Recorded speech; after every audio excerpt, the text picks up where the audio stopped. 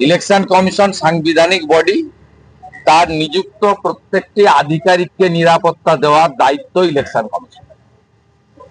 সেখানে রাজ্য সরকারের পুলিশ লাগবে না প্যারামিলিটারি লাগবে না মিলিটারি লাগবে, সংবিধানে 324 থেকে 329 পাওয়ার দিয়ে গেছে ইলেকশন কমিশন। ইলেকশন কমিশন যদি মনে করে পুলিশ প্যারামিলিটারি কারো আর্মিও ডিপ্লয়েড করতে পারে। ইলেকশন কমিশনকে ভারতবর্ষের সংবিধান বাবা সাহেব আম্বেদকর সে ক্ষমতা দিয়ে গেছেন, অর্থাৎ তারা ডিসাইড করুক, আমরা কেন দাবি করতে যাব? কারণ আমরা তো প্রত্যেকে প্রতিদিন আক্রান্ত হচ্ছি। আমরা রাজনৈতিক কাজ করতে গিয়ে আক্রান্ত হচ্ছি, সামাজিক কাজ করতে গিয়ে আক্রান্ত হচ্ছি, আমাদের পারিবারিক কারো অনুষ্ঠান অ্যাটেন্ড করতে গেলেও আক্রান্ত হচ্ছি, আমরা সেবা কাজ করতে গেলে আক্রান্ত হচ্ছি। আমার পাশে নিখিল দে দাঁড়িয়ে আছেন, দিনহাটা কোর্টে হাজিরা দিতে গিয়ে আক্রান্ত হয়েছেন। সুশীল বর্মন ট্রেনের টিকিট কাটতে গেছিলেন, আক্রান্ত হয়েছেন। বরেন বর্মন মন্দিরে পুজো দিতে গেছিলেন, আক্রান্ত হয়েছেন। কত ভাবে বলবেন? খগেন মুর্মুর ওই রক্ত দেখার পরে আপনাদের কি কারোর এতটুকু সন্দেহ আছে যে পশ্চিমবঙ্গটা লুম্পেন, গুন্ডা, জিহাদি, মস্তান তাদের হাতে চলে গেছে?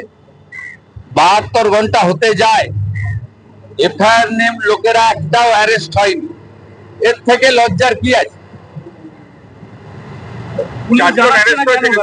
কারো নাম এফআইআর নেই। তৃণমূলের সঙ্গে কথা বলে বন্দোবস্ত করে ওদের নিয়েছে, যেগুলোকে নিয়েছে তৃণমূল ওদেরকে পুলিশকে তুলে দিয়েছে।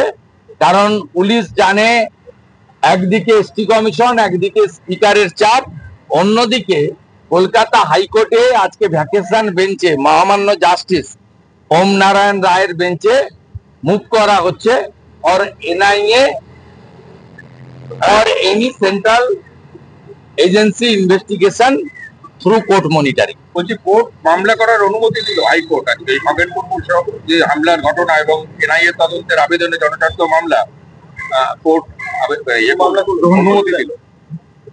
ঠিক লাইনে আছে, পুলিশ কাজ করেনি 72 ঘন্টা, এফআইআর নেমরা অ্যারেস্ট হয়নি, তার জন্য যেখানে গেলে অ্যারেস্ট করা যায় সেই ব্যবস্থা হয়েছে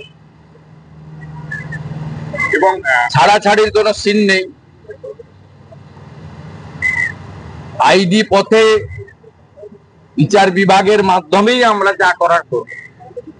আর সিবিআই তদন্তের চেয়ে আরো একটা মামলা দায়ের করা হয়েছে আজকে। এফআইআর কারী নিজেই হাইকোর্টে পুলিশের ভূমিকা নিয়ে মামলা করেছেন এবং দুটো মামলা দায়ের। হ্যাঁ, প্লেস অফ অকারেন্স আলাদা আছে, টাইম আলাদা আছে। 3টে এফআইআর ইনিশিয়েট হয়েছে, 3টে এফআইআরেই পুলিশ ইনঅ্যাকশন আছে, তার জন্য যা যা করার করা হবে। বলছি দাদা, একটা বিষয়, আপনার ওপর সেন্ট্রাল ফোর্স থাকাকালীন আক্রমণ হলো।